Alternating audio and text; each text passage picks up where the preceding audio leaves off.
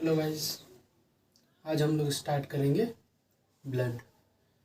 जो ब्लड है ना, वो बेसिकली उसको एक कनेक्टिव टिश्यू कहा जाता है। Fluid connective tissue. Connective tissue कहने का कनेक्टिव टिश्यू क्यों कहा जाता है? क्योंकि ब्लड जो है वो हमारी पूरे बॉडी को एक ऑर्गन को दूसरे ऑर्गन से कनेक्ट कर रहा है।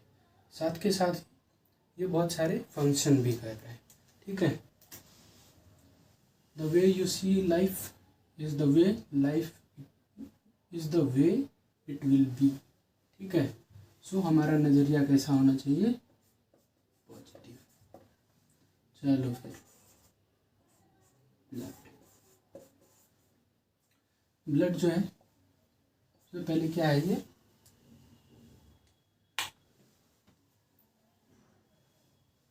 ठीक है। जैसे मान लो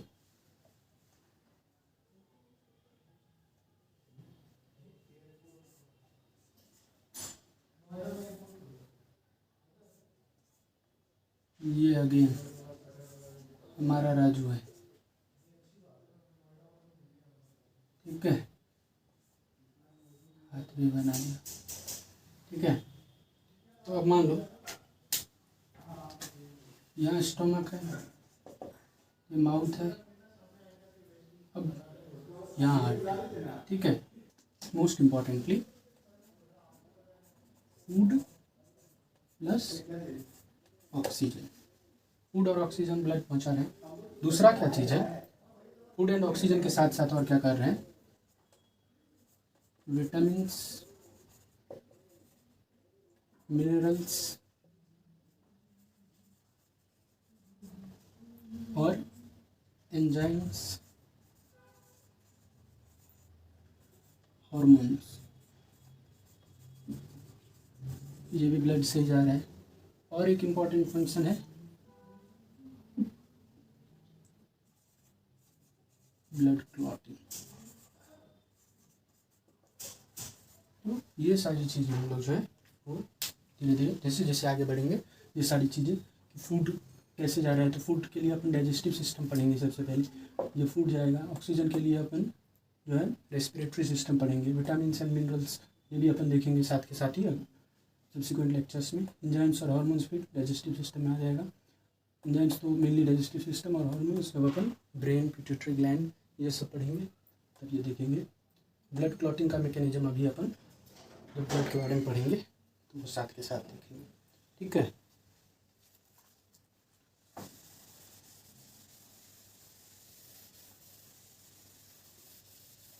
ब्लड जो है उसका दो पार्ट है।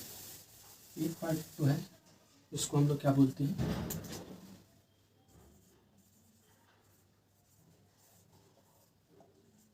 एक पार्ट है प्लाज्मा, दूसरा पार्ट है फॉर्म्ड एलिमेंट्स। ठीक है। प्लाज्मा क्या होता है? कई बार तुमने एक इमेज देखा होगा, ये रहता है यहाँ पे रेड कलर का पूरा रहता है, यहाँ एक स्ट्रॉ कलर लिक्विड होता है। ठीक है। ये स्ट्रॉ कलर किसका है? ये प्लाज्मा का है। और ये रेड कलर जो है ये किससे आया है? आरबीसी है इसमें। ठीक है। डब्ल्यूबीसी है इसमें, प्लेटलेट है। ये सारा पोर्शन किसका है? Formed elements. अब देखो, अब सबसे पहले अपन प्लाज्मा देखते हैं। प्लाज्मा में क्या क्या है? प्लाज्मा में तीन चीज़ें हैं। ठीक है। प्रोटीन्स हैं, प्लाज्मा प्रोटीन्स बोलते हैं उनको। कौन कौन से प्रोटीन है? तीन प्रोटीन है, अल्ब्यूमिन, ग्लोब्यूलिन और तीसरा कौन सा है? फाइब्रिन। फाइब्रिन और फाइब्रिनोजन उसी का इनएक्टिव फॉर्म है। ठीक है। ये अल्ब्यूमिन प्रोटीन क्या करता है? हमारा ऑस्मोटिक प्रेशर को बैलेंस रखता है। ठीक है।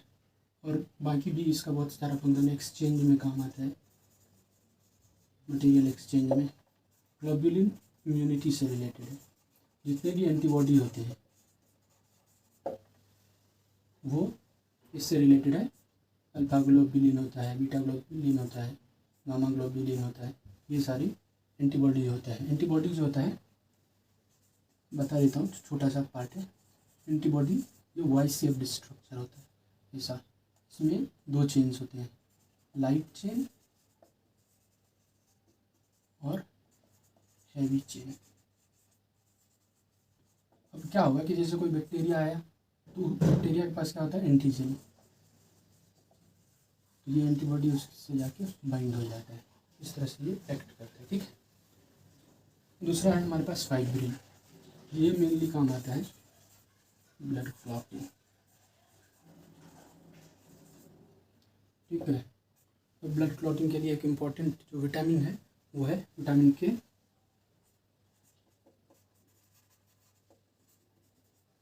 और इसमें कैल्शियम +2। ठीक है, ये सारी चीज़ें हैं प्लाज्मा प्रोटीन्स के बारे में। ठीक है, अब हम लोग देखेंगे इसके बाद फॉर्म्ड एलिमेंट्स के बारे में।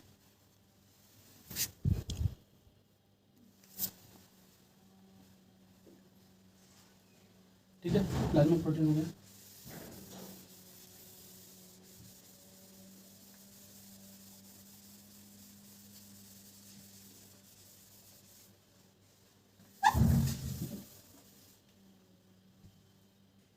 फॉर्म्ड एलिमेंट्स जो है इसमें आते हैं हमारे WBC, RBCs, प्लेटलेट। ठीक है, इसमें क्या आ जाएगा, WBC आ जाएगा, RBC आ जाएगा और प्लेटलेट आ जाएगा। ठीक है, तो RBC जो भी ब्लड का फंक्शन होता है वो मेनली RBC ही करता है। तो सबसे पहले RBC को देखते हैं। RBC ये क्या कलर का होता है, रेड कलर। रेड कलर इसमें कहाँ से आता है, हीमोग्लोबिन से। ठीक है, हीमोग्लोबिन में क्या होता है, आयरन, और ये एक तरह का क्या है, कॉम्प्लेक्स प्रोटीन है। और हीमोग्लोबिन क्या चीज़ में हेल्प करता है, most importantly gaseous exchange. Gaseous exchange जो है ये किससे होगा, हीमोग्लोबिन से होगा। हीमोग्लोबिन में क्या होता है, हीमोग्लोबिन ये O2 से बाइंड करता है। ठीक है, ऑक्सी हीमोग्लोबिन बोलते हैं इसको।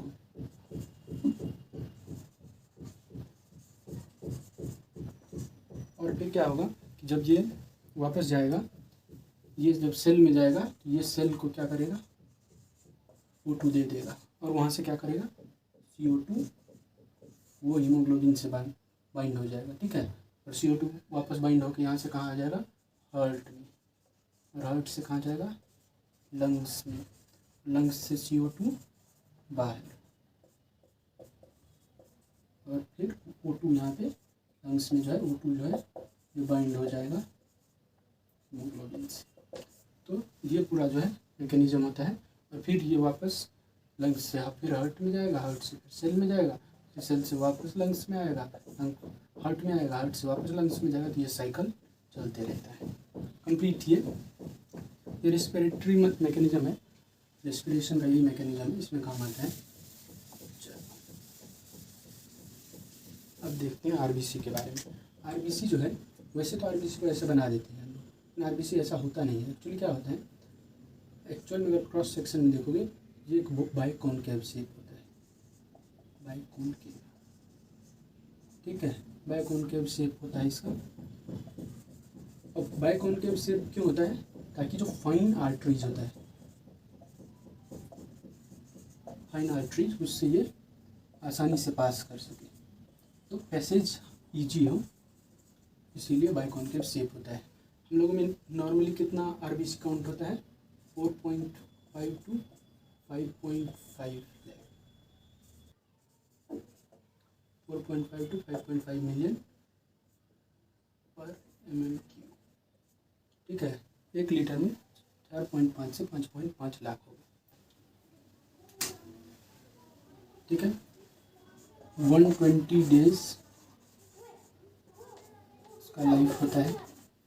ठीक है, और फिर क्या होगा कि ये जाएगा यहाँ से स्प्लीन, 120 डेज के बाद। इसको बोलते हैं ग्रेवयार्ड ऑफ आरबीसी, ये यहाँ पे जाएगा स्प्लीन में आरबीसी को फिर से ब्रेक डाउन कर दिया जाएगा। इसका जो आयरन वाला पोर्शन है, मतलब हीमोग्लोबिन वाला पोर्शन है, आयरन का एक्सट्रैक्शन हो जाएगा। इसीलिए आयरन जो है ना, ये एक माइक्रो मिनरल है, मतलब इतना काम होने के बाद भी इसको हम लोग बहुत कम अमाउंट में आयरन का आवश्यकता होता है। और अगर इसकी कमी हो गई तो क्या होता है, एनीमिया होता है। और इंडिया में सबसे ज़्यादा लोगों को एनीमिया है, खास करके फीमेल्स में मेंस्ट्रुएशन के कारण एनीमिया इंडिया में ज़्यादा होता है। मैक्सिमम एनीमिया केसेस इंडिया में है बॉडी में। ठीक है, तो ये हो गया। अब हीमोग्लोबिन कितना होता है हमारे अंदर? हमारे अंदर में हीमोग्लोबिन होता है 12 से 16 ग्राम। ठीक है, ये हीमोग्लोबिन का अमाउंट होता है सारे आरबीसीज में। ठीक है, तो ये ब्लड वाला एक पोर्शन। जैसे हम लोग आरबीसी देखे थे, वो कितना था, 4.5 से 5.5 मिलियन पर mm³। डब्ल्यूबीसी कितना होगा, ये होगा 6000 to 8000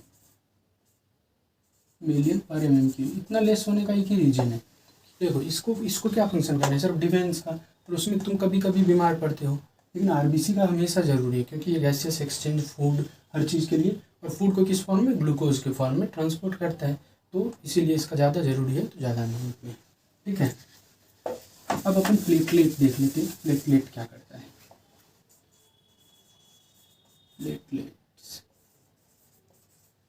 ये कितना होता है हमारी बॉडी में, 2 लाख टू 3.5 लाख। ठीक है, इतना होगा प्लेटलेट। मेन फंक्शन क्या है, मेन फंक्शन है ब्लड क्लॉटिंग। अब हमारी बॉडी में क्या होता है, जैसे मान लो हमारा राजू है। ठीक है, राजू साइकिल चला रहा था और इसको चोट लग गया, तो यहाँ पे वुंड बना। जैसे वुंड से ब्लड आना शुरू होगा, तो यहाँ पे रिलीज क्या होगा, clotting factor. Clotting factor release होने के बाद होता है, सबसे पहले यहाँ पे प्लेटलेट्स बाइंड करता है। प्लेटलेट्स वहाँ साइट पे जाके बाइंड करेगा, ये इनिशियल प्लग का फॉर्मेशन करता है। इसके ऊपर फिर क्या होगा, जो हम फाइब्रिन प्रोटीन पढ़े थे हमने, वो फाइब्रिन प्रोटीन आ जाएगा। फिर इसको जो है ये फाइब्रिन प्रोटीन जो है ये एक प्लग बना लेगा। जब हमें चोट लगता है तो वहाँ पे एक हार्ड सा ऐसा ब्लैकिश ब्राउनिश स्ट्रक्चर बन जाता है, वही प्लग होता है जो ब्लड क्लॉटिंग का काम करता है। अब डेंगू में क्या होता है कि डेंगू में ये प्लेटलेट्स का नंबर ड्रास्टिकली रिड्यूस होता है। तो उससे क्या होगा, अगर बहुत कम हो जाएगा तो ऑर्गन में ब्लीडिंग होता है। ऑर्गन लेवल पे क्या होगा, ब्लीडिंग होगा, जिसको कि हम लोग क्या बोलते हैं, हेमरेज बोलते हैं ना। हेमरेज नहीं, हेमरेज होता है, मतलब कि बहुत सारा ब्लड निकलेगा ऑर्गन लेवल पे, और अगर ब्लड बहुत सारा निकल रहा है क्या करेगा, ऑर्गन का फंक्शन जो है वो रिड्यूस होगा।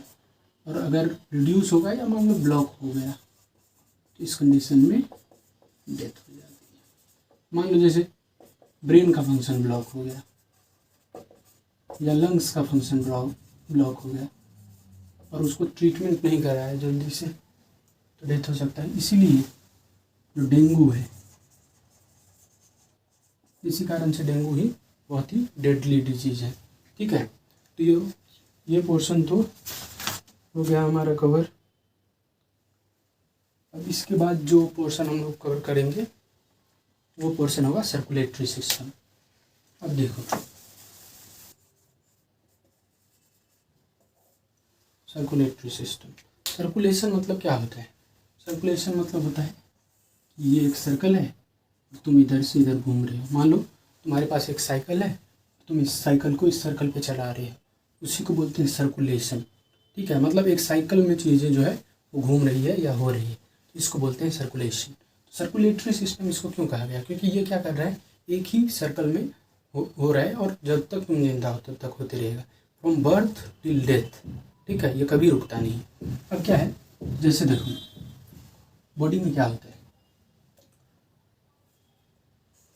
ये हार्ट है, ठीक है, ये ब्रेन है, ये मान लो बाकी ऑर्गन है, और ये हमारा लंग्स है, लिख देते हैं, लंग्स है, ये हार्ट है। ये सिंप्लीफाई कर दिया है मैंने ताकि तुम्हें आसानी से समझ में आ जाए, ऐसा दिखता नहीं है। और ये ऑर्गन्स है, अदर ऑर्गन्स। अब क्या होता है, इस सबसे पहले इसका फंक्शन क्या है, इसका फंक्शन है सर्कुलेटरी सिस्टम का फूड पहुंचाना है इसको। अब इसके कुछ फंक्शंस देख लेते हैं।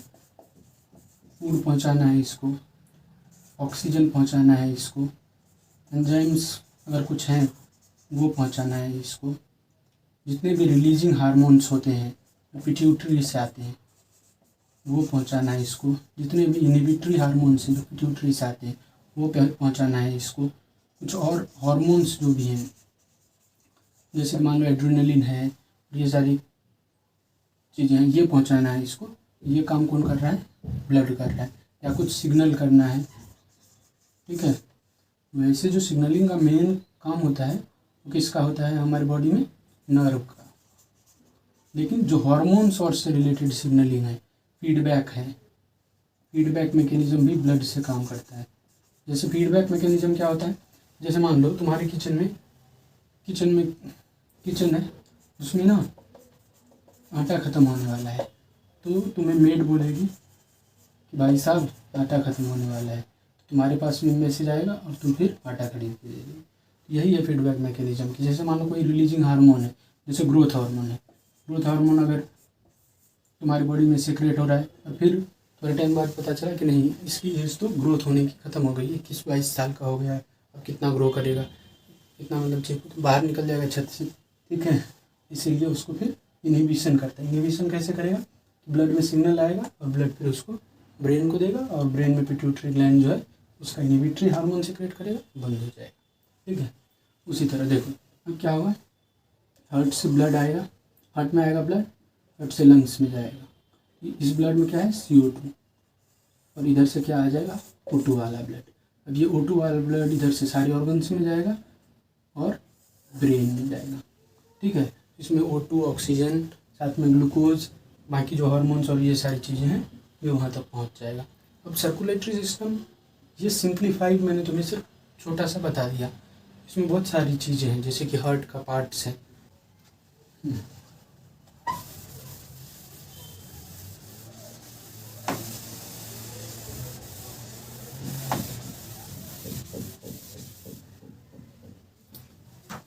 अब चलते हैं हम लोग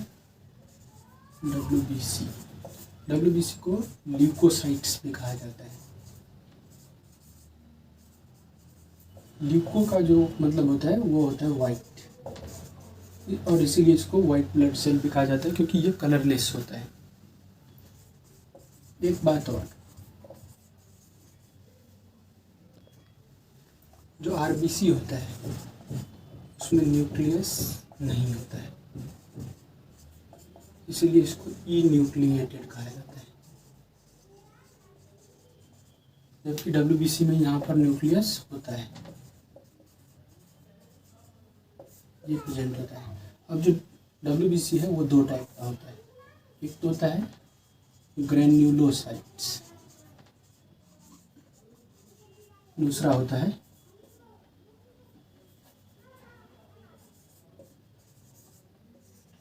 ये ग्रेन्युलोसाइट्स। ठीक है, ये ग्रेन्युलोसाइट्स मतलब इसमें ग्रेन्यूल क्या होता है, पार्टिकल्स, ऐसे छोटे छोटे पार्टिकल्स, ये ग्रेन्युलोसाइट्स में प्रेजेंट होते हैं। ग्रेन्युलोसाइट्स में कौन कौन से आएंगे, इसमें बेन याद रखना, BEN मतलब न्यूट्रोफिल्स, इओसिनोफिल्स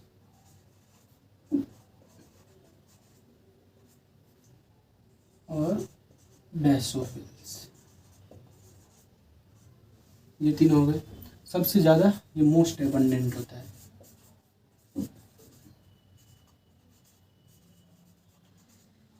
करीब 60% कौन सा हो जाएगा, न्यूट्रोफिल्स। फिर यूसिनोफिल्स 2 to 4% होता है, और ये एलर्जिक रिएक्शन के टाइम पे ये बढ़ जाता है, ठीक है।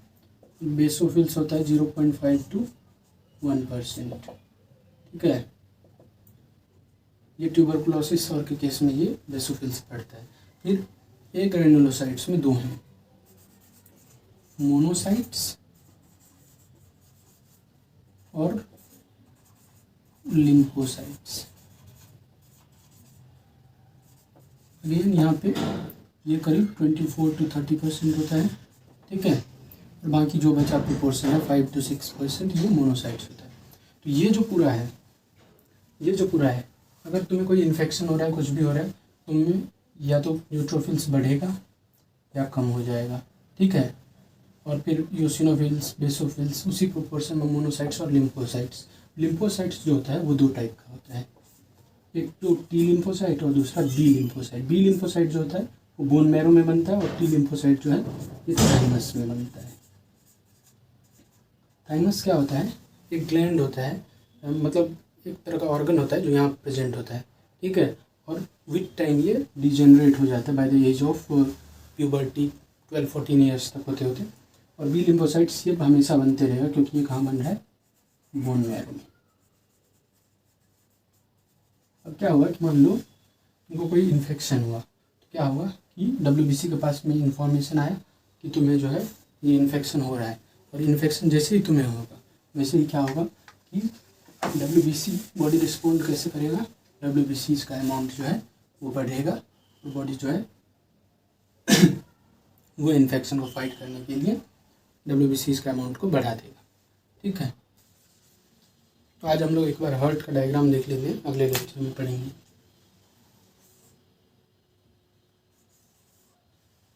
ये जो है ना, रिंग दिल के 2 नहीं 4 टुकड़े होती हैं, ये फर्जी वाला दिल था,